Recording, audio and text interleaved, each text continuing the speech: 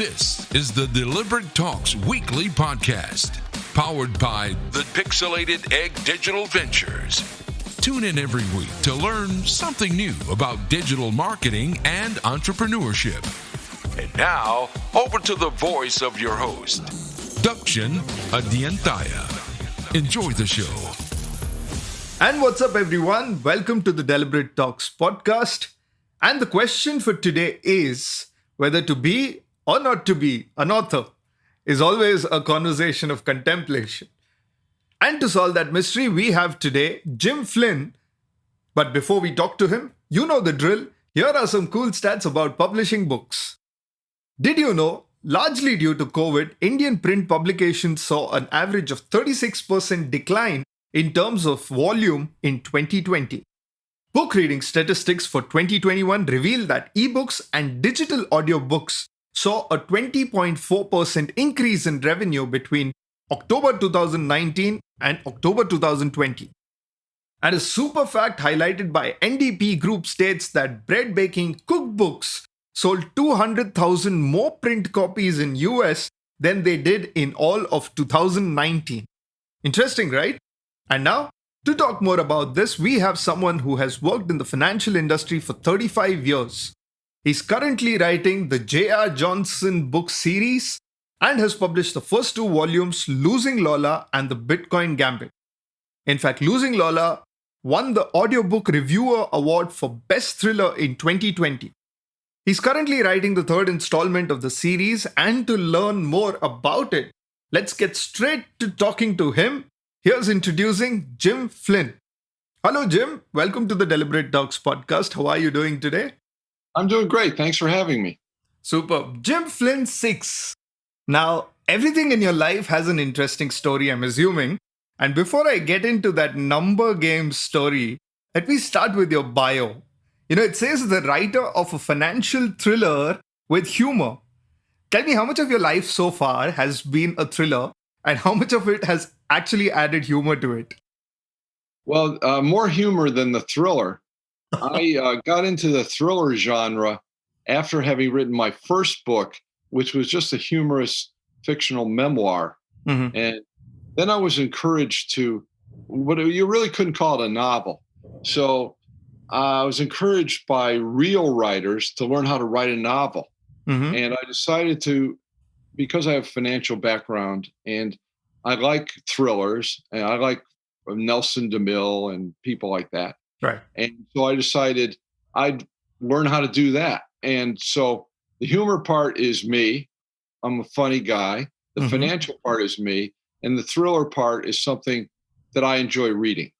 Right. And 35 years into the financial industry before this entire thing came together for you. 35 years, how has that been and how much of a thriller has that been for you? Well, 35 years was fine. And I had to retire from that business for medical reasons.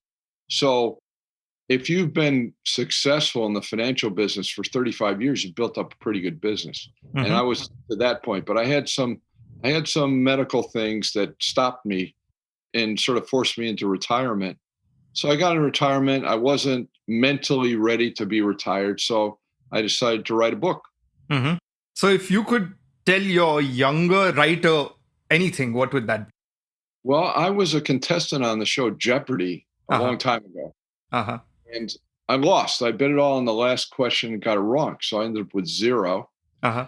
And when I got back from California, I live in Connecticut, I wrote a humorous article about what it's like to be a contestant on Jeopardy. And it turned out that the Hartford Courant, the big paper in Connecticut, published the article as the cover story on their Sunday magazine. Wow. So that was fun because I've always enjoyed writing and I got paid to write that story. Mm-hmm. And I got a lot of positive feedback on it. I got fan mail from people I didn't even know.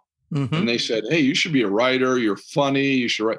Well, I couldn't afford, I had 3 kids to put through college. I couldn't afford to, quit my job and speculatively become a writer. So I put it off until I wrote little things here and there until I retired. And then I picked it up again. And I thought I was a pretty good writer. And what it really is I was pretty funny. I was good at writing funny things. In terms of writing a novel, I didn't know what I was doing. And I've learned an awful lot in the last 2 years. Right. There's an awful lot out there. Some of it's garbage, but some of it's really great. And one of the first things I learned, and I can't remember what author said this, is everybody knows what a story is until they sit down to write one. Right. Right. True. And did you actually get people telling that you're humorous, but Yes. probably are you a great writer or not? Did you have that thought coming across to you at any point of time? Well, no, I've always had a knack for writing. Mm-hmm. And even when I was in school, I was encouraged to write. Right. And I just didn't follow that path as a career. Mm-hmm. But I wouldn't say great writer. I have a knack for writing. Right. And I a little bit different take than other people. But one thing I learned is there's not that much of a market for humorists. Unless if you write a funny book, unless you're Jerry Seinfeld and people know who you are, they're not going to buy unknown. It's really hard to get unknown people to buy a humor book. Right. So that's one of the reasons I said, I'm going to learn to be a novelist and write some thrillers, because there is a market for that. And an unknown person can break into that. Right. Right. And interesting how you actually took a tedious topic like finance, put in your essence of thriller and humor to it. How did you get that idea really? Well, I just write the protagonist. It's mostly in the first person. Some of it's in the third person when I'm talking about other people. But the protagonist is me. It's my sense of humor. It's the way I talk.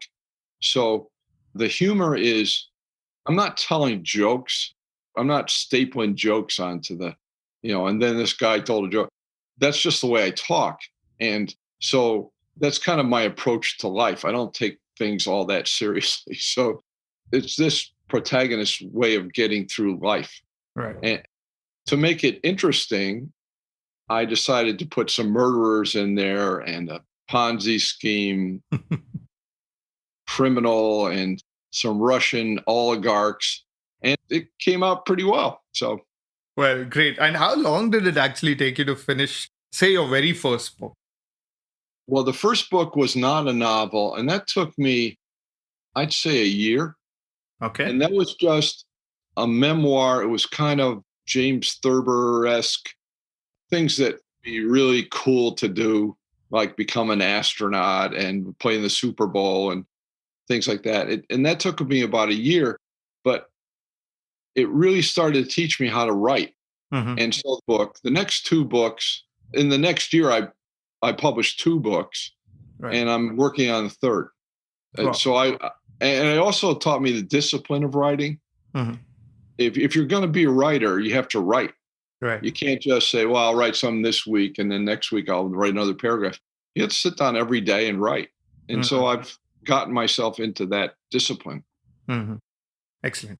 And, inspiration and imagination are 2 things when you write a story, right? Let's take an example of Losing Lola. What's the backstory and the inspiration behind a book like Losing Lola?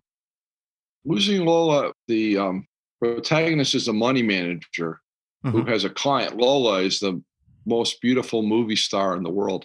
And she decides to move her money from this guy to hotshot New York money manager who the protagonist suspects is a crook. And it turns out it's the money manager is running a Ponzi scheme because he suspects this because the returns are too good. And that's kind of based on Bernie Madoff. The character isn't like Bernie Madoff, but the crimes he commits are very similar to Madoff. And I was inspired to that because Madoff got a lot of people in show business, a lot of people who had money, but weren't necessarily financially sophisticated.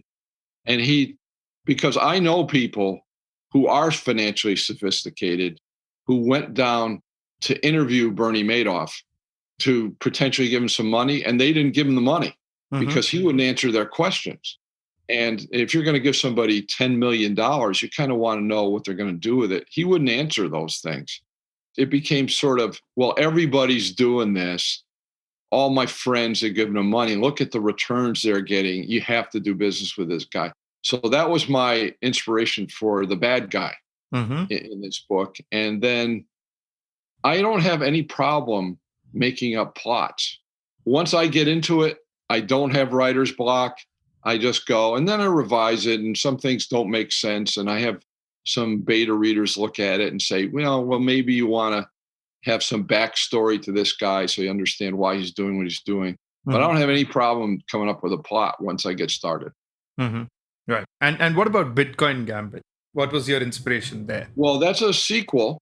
It's the same protagonist. And the obvious inspiration is what's going on with Bitcoin, which I'm skeptical about.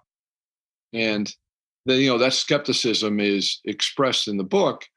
And what I see is, mostly from millennials. I'm an old guy now, I'm 70, but I see these people who they don't trust brokers, they don't trust banks, they don't trust politicians, yet they'll trust this thing that just exists in the ether. There's this person supposedly named Satoshi Nakamoto started Bitcoin. Nobody knows who that really is, if that person exists, if it's a committee, if it's artificial intelligence. And the question that keeps coming up is Nakamoto promised there'd never be more than 21 million Bitcoins. So therefore, it'll be a store of value. Unlike the US dollar, that the US government makes up $14 million a second or something like that. I forget what the statistic is. They just make it out of thin air. So on its face, Bitcoin should hold its value because there's never going to be any more of it. So it should be a hedge against inflation. And I'm not going to ruin the plot, but I have some questions about that. And the book goes into that. And somebody tries to corner the market in Bitcoin. And there's some fanciful things going on. It also gets into, because of the world of cryptocurrency, that's also linked into cyber warfare. All that stuff is intertwined in my mind. And that's part of the theme of the book too, that what happens if there's some bad people in cyber world who decide to start messing around with this? Very interesting. And what kind of research do you do to come up with this kind of plot? While you mentioned it is gifted to you and your imagination is quite natural, what kind of research actually goes in? How long do you spend time in researching before beginning even to write? Well, in the Ponzi scheme, I knew a lot of that, but I read several books on Madoff and on the history of Ponzi schemes. I did quite a bit of research on that, but I also knew a lot going into that. In the Bitcoin side, there's an awful lot of people who buy Bitcoin who have no idea what it is. Right. And I decided I was going to learn what it is. And it gets very technical and heavy duty very fast. Right. So I decided to simplify that, because if I started talking about mining and all that sort of thing, it would lose people. So the thing I focus on with Bitcoin, although I learned an awful lot about it, is I focused on there's 21 million Bitcoins. How are we sure there aren't going to be any more? And I didn't get into all the other ways, all the other things of Bitcoin, because it would lose normal readers. Also, on the cyber warfare side, I went to school. An old classmate of mine retired as a colonel in the U.S. Army, and he worked in what's become U.S. Cyber Command for 15 years. And we hooked up through serendipity. And he gave me a 2-hour Zoom presentation and pointed me in the right direction of where to learn about cyber warfare, which is really scary. It's a lot more scary than I say in the book. But again, you'd have to get into such excruciating details. I mean, I listened to a couple of books about the technicalities of cyber warfare. They're great if you have insomnia. They're a cure for insomnia. They're very hard to follow it. So I had to dumb that down too. But the people who've read it accept what I've done, and it gives them the idea about, they know more about cyber than when they went in, and they know more about Bitcoin than they went in. It isn't intended to be a textbook, but I think people did learn from it and have told me they appreciated learning that. Oh, okay. Interesting. And as an author, how did you structure this entire story? I think one common point which many face is the inconsistency to keep the story interesting. I have normally this process where I create a skeleton and then I chase the ending, but I get diverted completely in the middle, right? So, how does one really improve this process? Well, and I do the same thing, and I wait to write the ending until I'm stuck. Mm-hmm. Then I write the ending and say, okay, now how am I going to get to that? Right. The beginning's easy. Mm-hmm.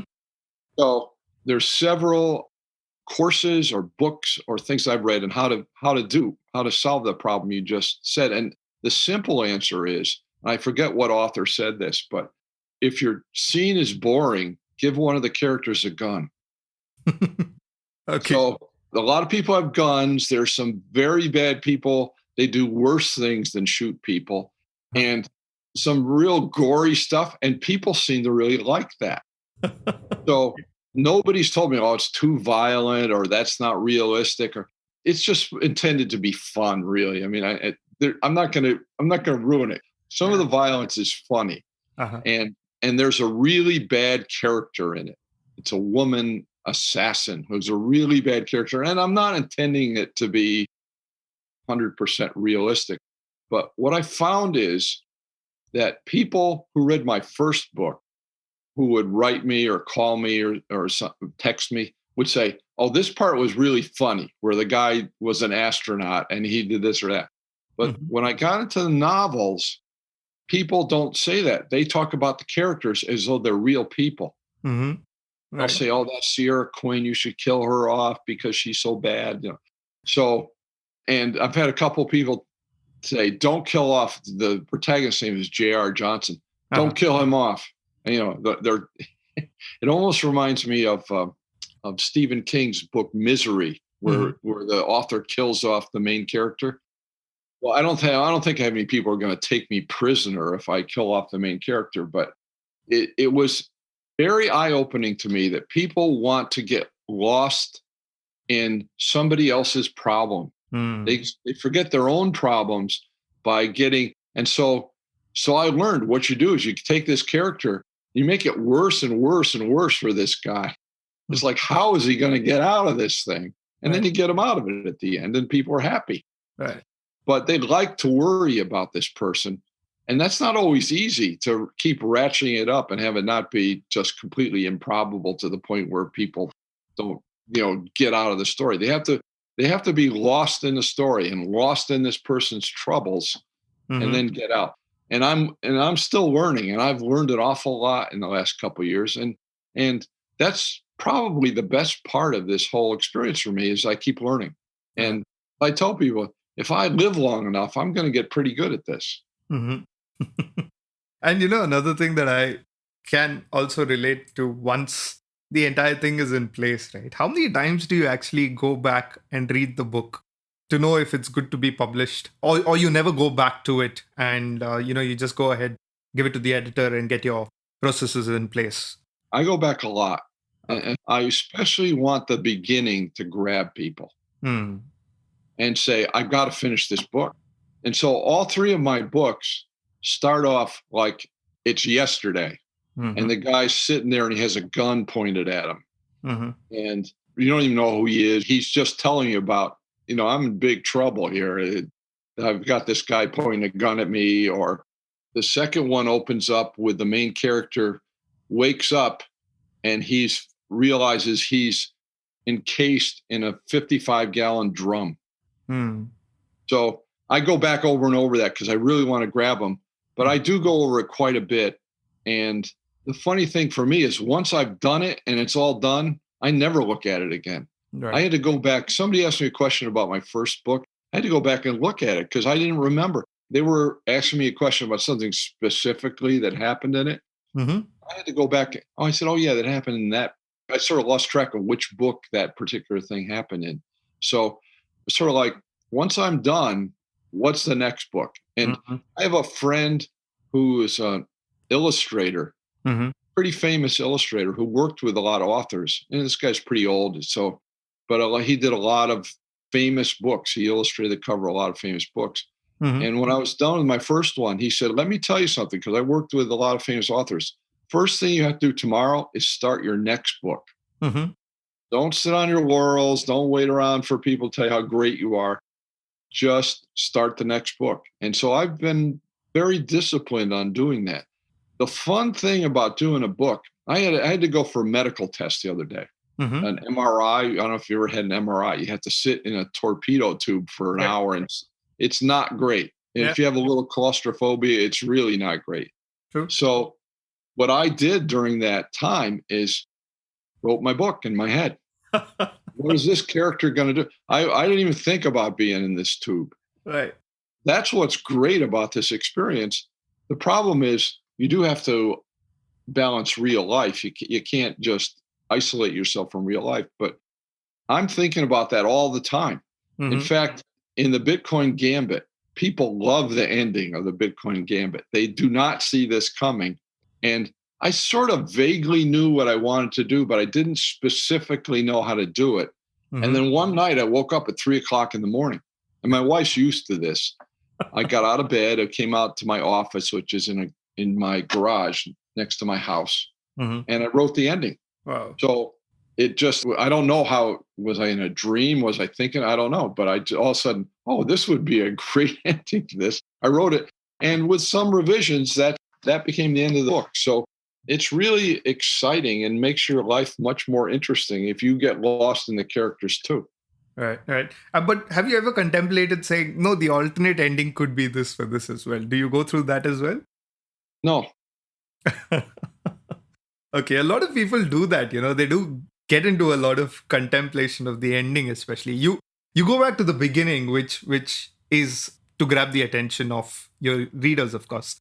But from the ending perspective, like you said, a lot of people come and tell you what you should do, what you should not do. But do you ever think that there could be a possibility, or once the book is completed, probably when you move on to the next, you go back and say, could have ended this way or not? Never? I haven't done it yet.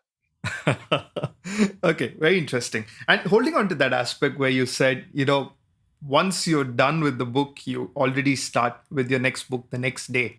While writing one book also, certain people face the challenge of multiple ideas coming into their head. And while they're writing one book already, right?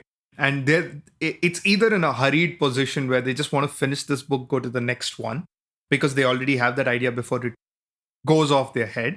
Like you wake up in the middle of the night and go and complete your story, right?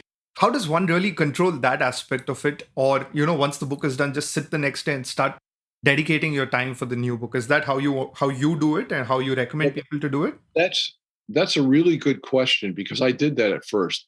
I would let my mind wander and say, well, in the next one, I'm going to, and I've just won't let myself do that. I just won't let myself think about the next one.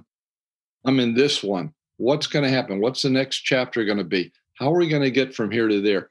My books are first person. So the narrator is telling you, but it's also third person. And you also, what this evil assassin woman, she's the only other person that what she's thinking, but it's in the third person. So I make myself stay in that world, and I do not let myself go on to the next one. Right. Makes sense. And again, once this process is completed and when you launch your book, what was the performance like? And, did it do well? Did it not do well? How do you pick up from there if it's not done well and you move to the next book? Is there any author's motivation channel to actually instigate there to, pick yourself up, go write the next book? Of course, you said you start writing the book from the very next day. But does the performance of the previous book kind of hit you if it's done well or not done well?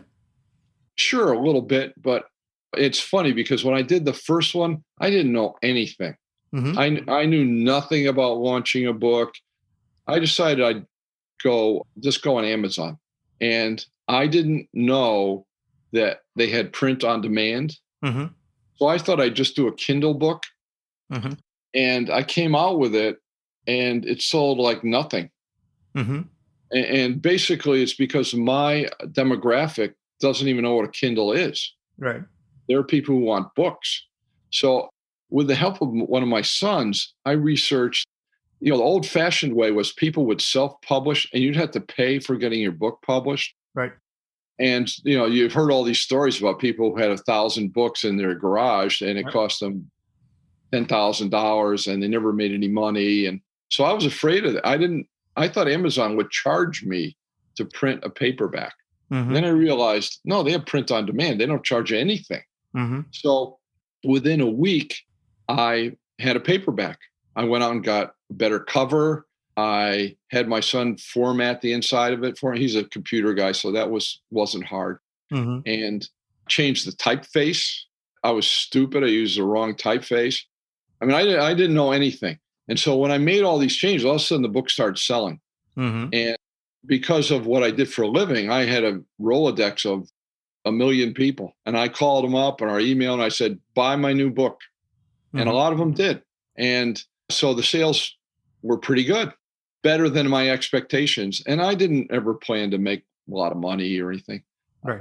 I wanted to not spend money. I wanted it to be a positive cash flow experience. And it was that. Right. But then when I came out with my second book, basically everybody who bought my first book bought my second book. Mm-hmm. And then people who didn't know me, word of mouth, that sort of thing. So it sold maybe twice as much as the first book. Mm-hmm. And the third book has already eclipsed the second book. And because of its title and because of its timeliness of Bitcoin, I think it's got some pretty good legs. It has pretty good word of mouth, and people will stop on it when they're scrolling through Amazon. It has a great cover. I learned about covers. That whole thing is just fun for me. Mm-hmm. So it isn't like, if I don't sell 10,000 copies of this book, I'm not going to eat next month. Mm-hmm. It's just, hey, I want to make some money. And of course you want to be successful.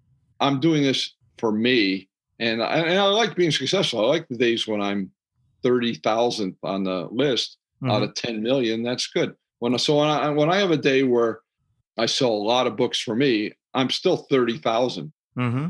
But out of 10 million, I feel like that's pretty good. I mean, I'm not going to be Stephen King. Mm-hmm. And I can tell on those days it means that a book club picked me up, some book club in Albuquerque, New Mexico or something.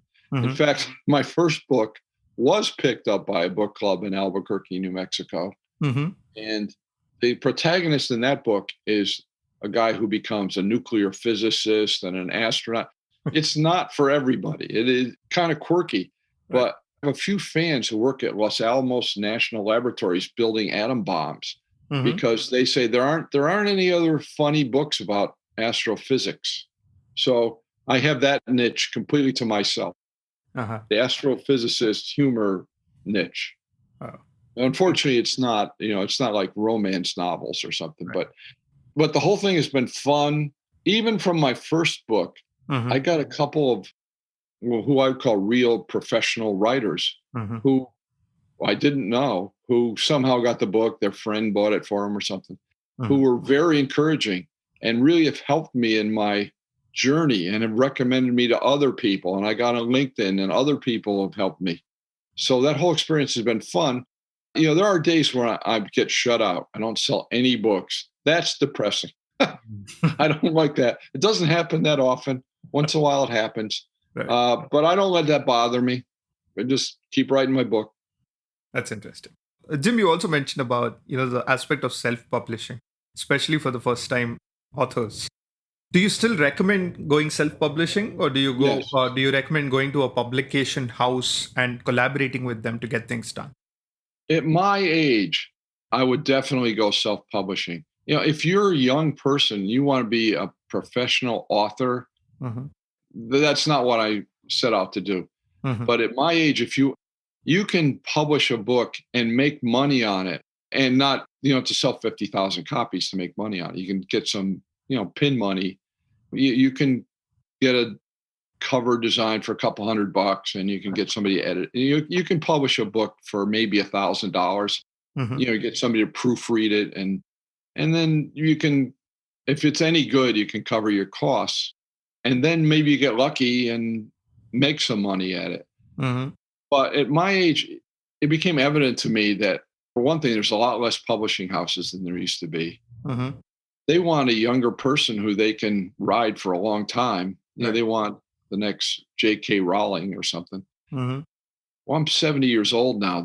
I'm not that attractive to them. And the other thing is the process is a long process. Even if they like you, it might take a year and a half to get your book out. Well, in the last year and a half, I've published 3 books. I'm working on a 4th.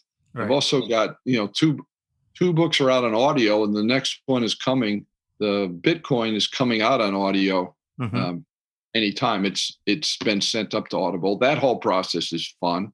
So for someone, it depends. I would say it depends on your ambition.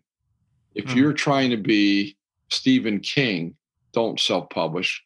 Get an agent, do all that stuff. But if you're trying to do it as for fun and make a few bucks, I've actually made a few bucks doing it, I would go self-publishing. I mean, the world has changed so much. It's going to keep changing. They're talking about artificial intelligence writing books and all that stuff. Who knows? I mean, I'm just going to keep writing and see what happens. Mm-hmm. Super. Then to just sum up this whole experience, your golden rules for first-time writers. Also, do you think someone could be a writer if they don't feel emotionally strong about it? No, I think you really have to be into it. You have to really want to be a writer. Mm-hmm. And I always wanted to be a writer, but I had to make a living. So, people say, "Oh, you're an author." I say, I feel author's a little fancy for me. I'm a writer. Mm-hmm. I write, and it's very gratifying to me when I get somebody who writes me an email and says, "I really loved your book. It should be a movie. I laughed. It was very entertaining." That's what I'm setting out to do. Right. But if you don't have that burning desire to do that, I would do something else. And what are some of say 5 tips for first-time writers before they publish their very first book? First of all, write it in the right typeface. Mm-hmm. You want serif, not sans serif. People have a hard time reading sans serif writing. And I published my first book initially in sans serif because that's the default in Microsoft Word. Uh-huh.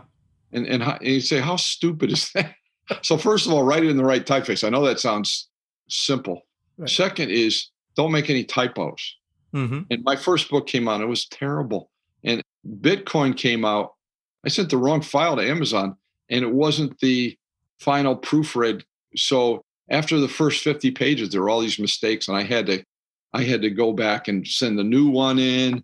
And to the people who bought it, initially, I just said, "Look, I'll replace it for free." and a few people asked me to do that. I said, "Oh, it's embarrassing." So don't make typos, because what that does is you want people, and I know this is kind of a fancy term. I don't really like it, but I don't have a good substitute. You want people to be lost in the fictive dream. You want them to be in the book and not be thinking about, "Hey, I can't read this because of the typeface. I don't like the way it's formatted. Oh, there's too many typos. What's the matter with this guy?" You don't want them to think about it being a book. You want to think about them being a story. I'm involved with this character. So that's 3 simple things.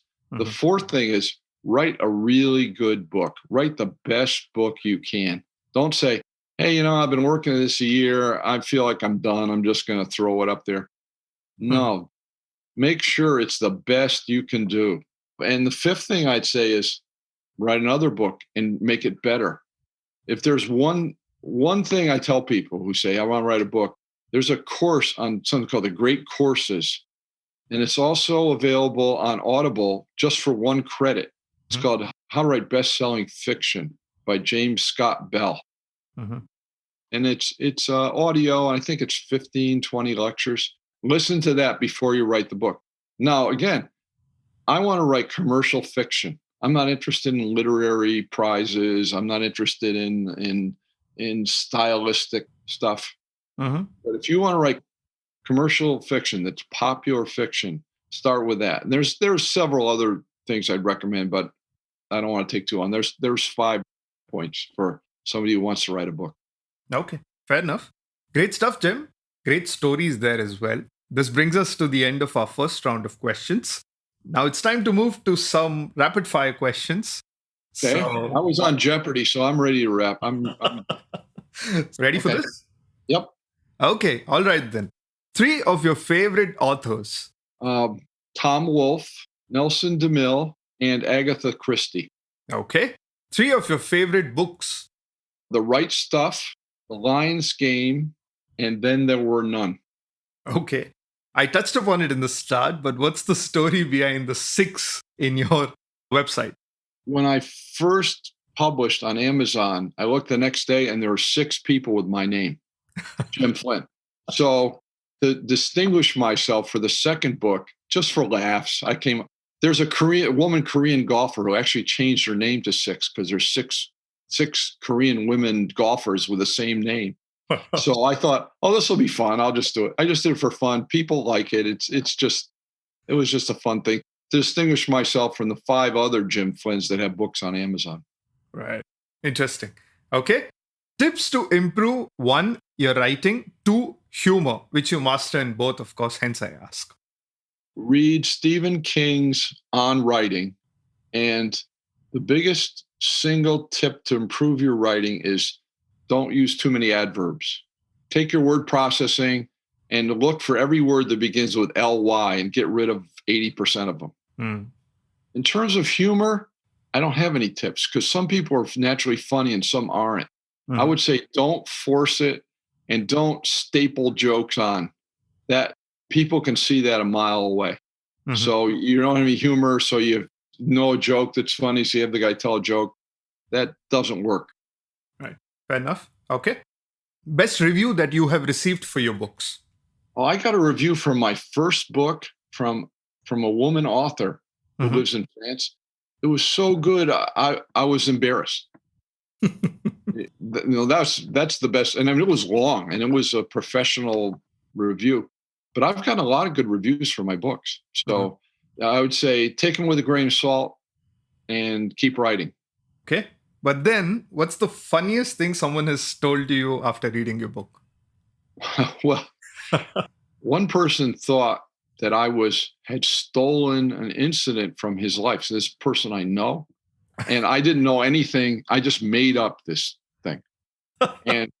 And this guy said, how did you know this about me? And I said, I really did. Yeah. And it was an embarrassing thing.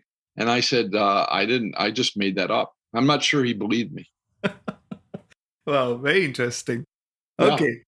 You have a writer's spot at home or anywhere else, the place that gives you a good flow or more inspiration? Yes. I used to work out of my house as a financial advisor. So I have an office. It's a separate room. It's above my garage. It's a nice finished space. That's where I write that's what I do when I'm here.